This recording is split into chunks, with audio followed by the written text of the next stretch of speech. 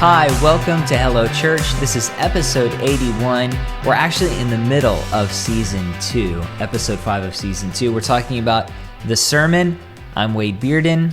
And I'm Justin Trapp. And today we're going to be sharing 7 tips on how you can end with a great conclusion to your message. Wade, I love what Pastor Rick Warren said. He said, a sermon without a conclusion is a sermon without a purpose. Of course, all roads He likes lead back that word, to, purpose, all roads doesn't he? lead back to a purpose-driven sermon, purpose-driven life. Of course, we love Pastor Rick. He said, changed lives come from great conclusions. Oh, that's really interesting. So we are talking about conclusion. I think that one of the hardest aspects of a sermon, or at least that part of a sermon that pastors struggle with the most, is the conclusion. If you listen to just any sort of random message from a pastor in your area, they probably struggle with landing the plane. So we're going to talk about that. And here's what's fascinating. If you've been following us this season, you're probably thinking to yourself, wait, they haven't talked about the introduction yet.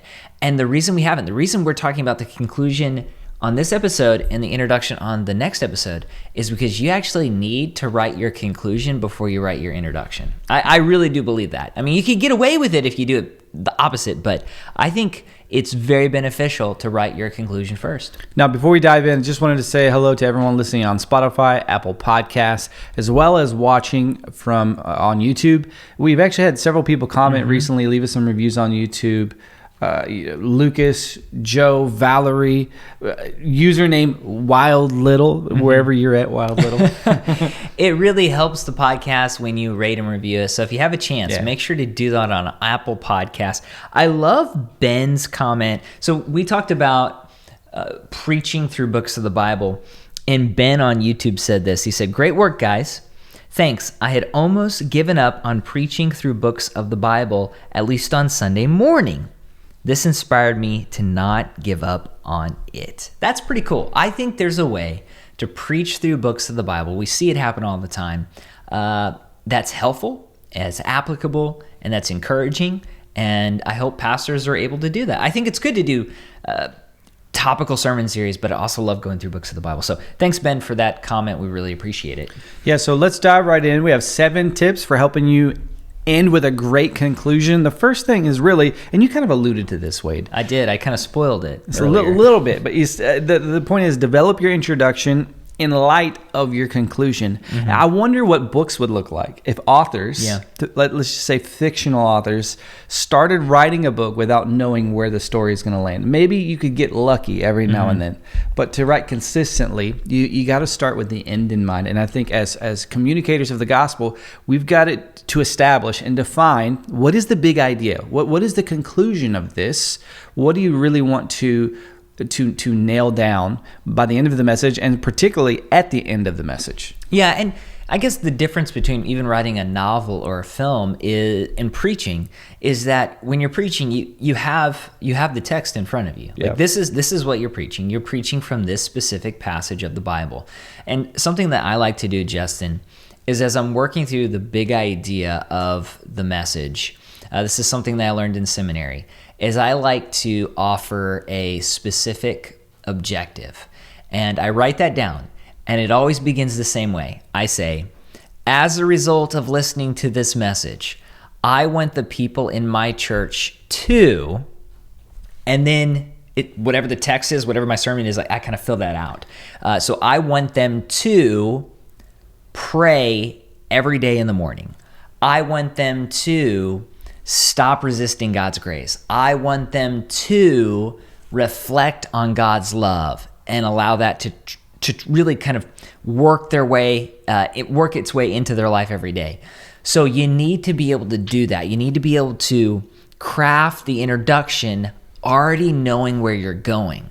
And when you're thinking through the conclusion, instead of just saying, well, I guess I just got to end this message, we say, okay, how do I point them to that specific objective? How do I point them to this is what I want you to do? And you can do it different, right? You can say, I want people who are not believers to do this. I want people in my church to do this. I want Christians who are not a part of our church who are visiting for the first time to do this. But you need to know where you're going. And that's why it's so important to craft that conclusion first.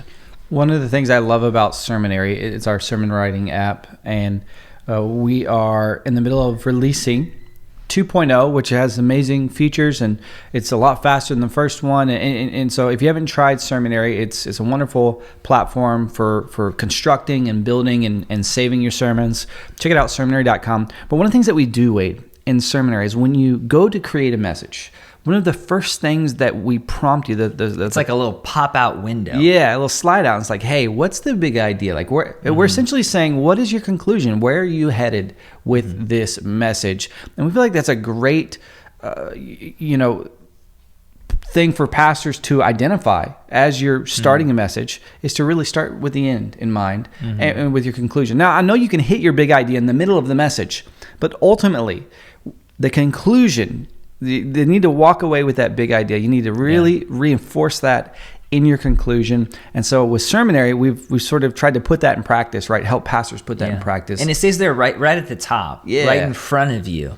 And so whether you use Sermonary or not, you need to keep that big idea in front of you. And then for me, when I think through that specific objective, I keep that in front of me too. I'll even add that to the big idea, maybe drop another line in the text, so that as I'm working through this, I'm like, okay, I know where I'm going. Like I have a target in mind.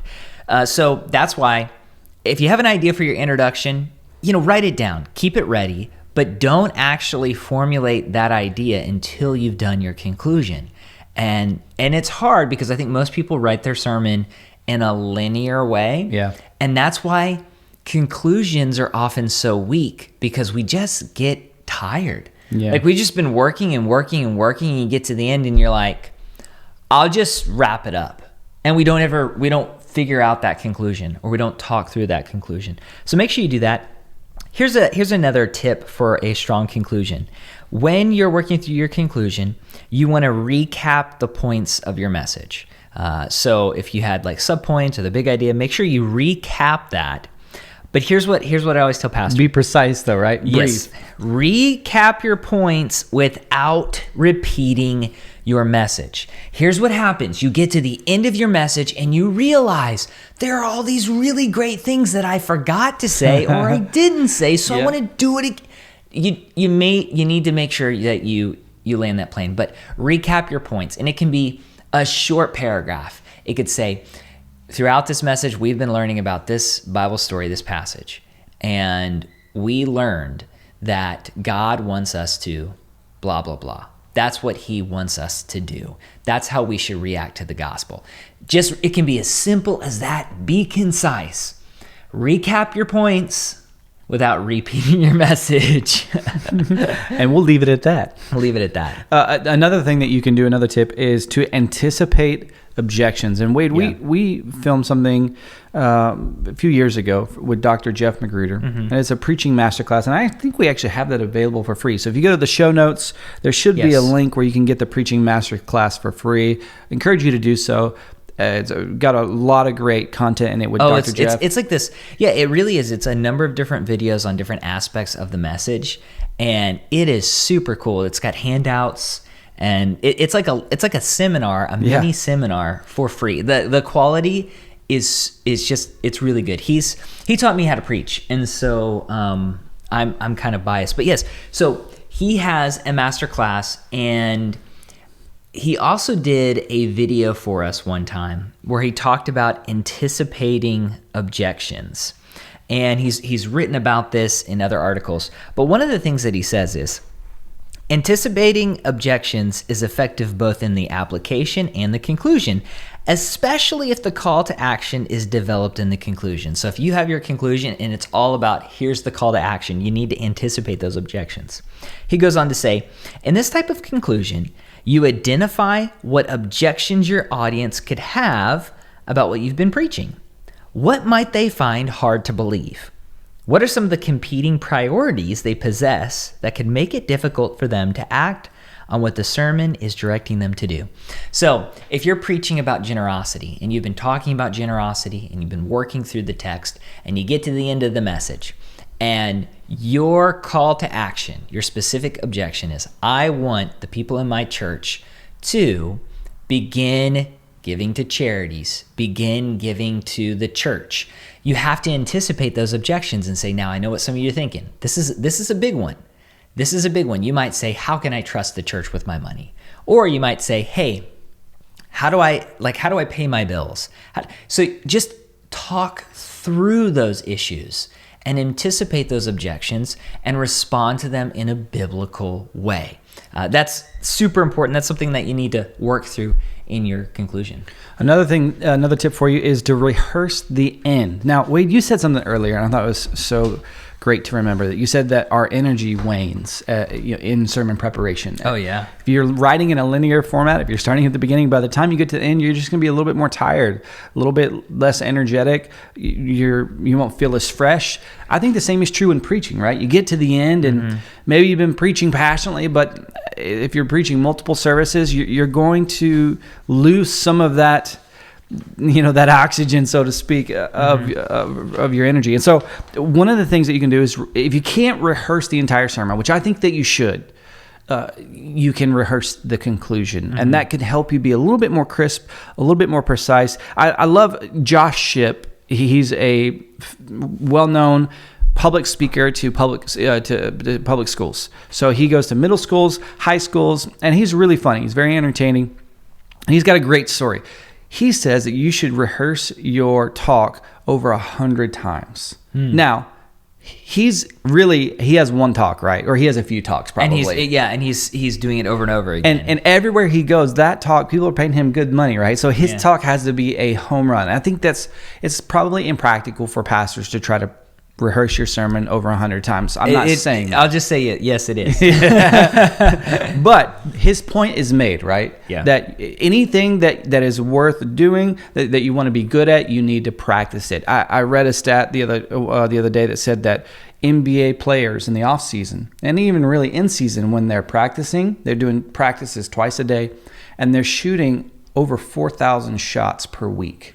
Practice shots. So Steph Curry shooting 4,000 shots per week. I read too that like Kobe used to shoot 1,000 free throws a day. Wow. Whether he was practicing or had a game that night, 1,000 free throws. And so if you want to get sharp at something, you just need to practice. And maybe you can't practice your full-length sermon multiple times, but you should practice your conclusion for sure. And that goes against a lot of what we think about preaching. The idea of just practicing the conclusion is kind of mind-boggling. Here's the truth, okay? Whether we like it or not, is a bad conclusion can make a good sermon weak, and a good conclusion can actually make a weak sermon feel strong. Yeah. And so make sure that your conclusion is not neglected. I'm in favor of practicing your entire message, but just because it's at the end, don't get to the point where you're concluding and say, okay, I'm just going to recap it. I already got this. Really think through what your message is. And I think we wrote this down here on the notes. Don't run out of fuel while you're circling the airstrip and nose dive. Man. You got to land the plane. Yeah, be like Sully. Even in a rocky sermon, you can land on the Hudson. Even if you got to land upside down. Man, praise him. Another thing is be specific, be clear. I know that sort of goes without saying, right? But I think you can get to the end and just sort of talking in generalities. Is that a right word? Yeah. Generalities. Now I thought it was, and now I'm second guessing it. Yeah. Well, let me put it this way: in marketing, when you go to a website, really any website, a business website, maybe it's an e-commerce site, whatever the case may be. A lot of times, if you can go to a sales page or an information page, it's not just information. There's usually a call. They want you to do something specific. And so there are these buttons everywhere. You go to seminary.com, there's a button that says get started for free, right? Why? Because we don't just want to give you information. We want to be helpful. We want to be informative. But at the end of the day, we want the user to take action. And I think in your conclusion, you want them to walk away with something, applicational point or a question or an action item for them to do. Maybe you're in a series on spiritual disciplines. This week, I want you to specifically pray 3 times a day for 7 days in a row and see what God might do, what your prayer life looks like at the end of that. Whatever the case may be, but be specific, be focused. Yeah, no, I think that's great. Another tip that we have is make it memorable with illustrations. You can, a lot of times we think of, okay, a good illustration at the beginning. That when you think about an illustration, you're like, I really need one at the beginning. It might be good to do it at the end. I don't think you always have to have a strong conclusion or a strong illustration at the end of a message, but it helps so much. It really is good to go out with, obviously, like a bang. So think through something. It could be a visual illustration. It could be a story. Don't be overly manipulative, right? So we've all been a part of those sermons where we get to the end and somebody just throws on this tear jerker of a story to sort of manipulate us. The story about Paco, the guy from Brazil that wrote a letter to his dad wrote a letter to Paco, Dear Paco, and I'm gonna be at this time, and I'm sorry I forgive you for everything, and and they get to the date and like 1,000 Pacos showed up. Yeah. No, I've heard that. Yeah. It was like this announcement in the newspaper or something. Yeah. I've heard a few sermons with that old story. So be careful, but I think an illustration, it could be good. And here's something that I like to do as well. A lot of times I will, like if I choose an illustration here, I can even connect it to an illustration that I did at the beginning. So if I tell a story in the introduction, I can either conclude that story in the conclusion or bring imagery back to it. So if you're talking about mountains at the beginning, maybe mention mountains in the conclusion too, to kind of round it out. I know it reminded me of the Paco story. You had said don't be manipulative. Yeah. And the evangelist that I heard share this story, I actually heard him share it twice. Yeah. And at 2 different churches about like a year apart. Oh, no. And the second church, he was like really serious, and he just said, I never shared this story before. No. And then he went to share the Paco story, and I was like, wait a minute, this joker just manipulated us. So that's what made me think of it. Here's we'll call you out. Yeah, here's a positive thing though.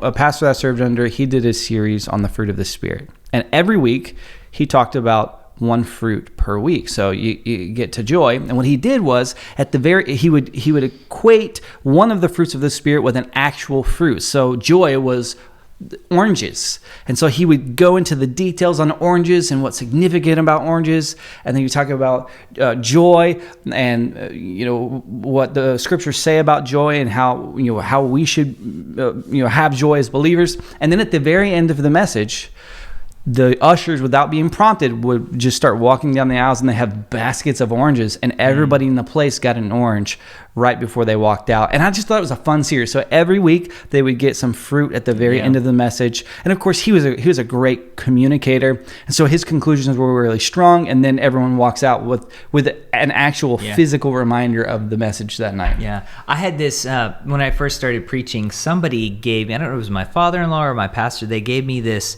talk from Andy Stanley about communicating on a CD. So it was like a CD. It had like this, it actually had a mail address label sticker on it. It was like printed out.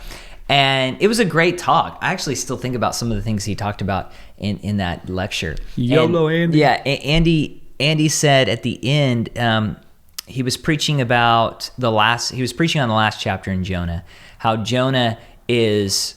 he's more concerned about not getting shade, a plant, in his physical comfort than he is about the city of Nineveh.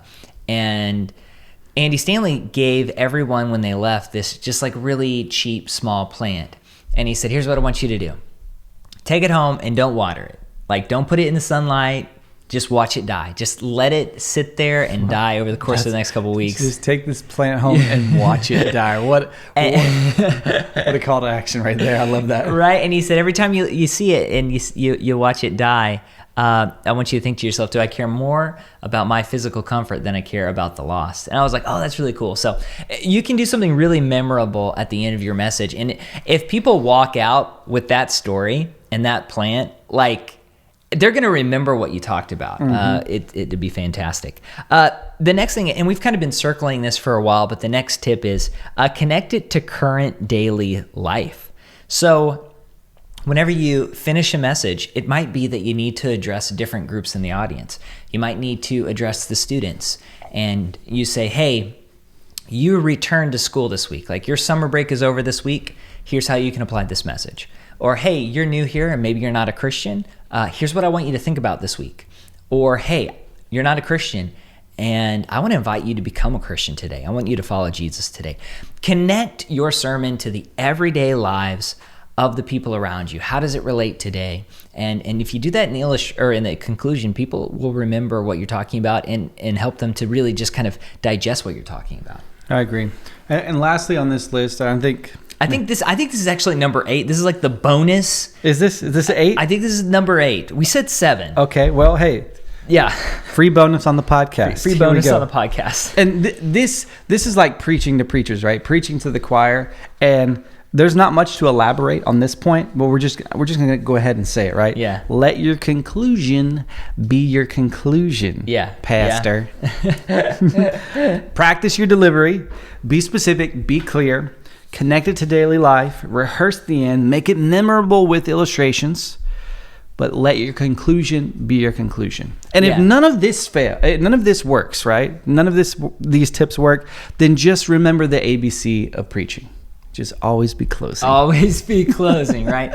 We've all been a part of those services. We've preached those services where we get to our conclusion and the person playing the keys or the pad comes up at the right time. Man. We said, hey, this is when you come up. I'm concluding. But we just think of all these new things. And they're up there playing for 10, 20 minutes as you're concluding. Let your conclusion be your conclusion. Why do you think we do that? Maybe this is for another episode, right? Like I said, I think we start talking about our message and we're like, I didn't mention that. And I thought that would be good. And, this is another point. Here's what I can add on to it. Maybe we're not getting the response from the crowd like we thought. I think that's possible. It's like, you know what? Look, I just need to drive this home so they get it, folks. Yeah.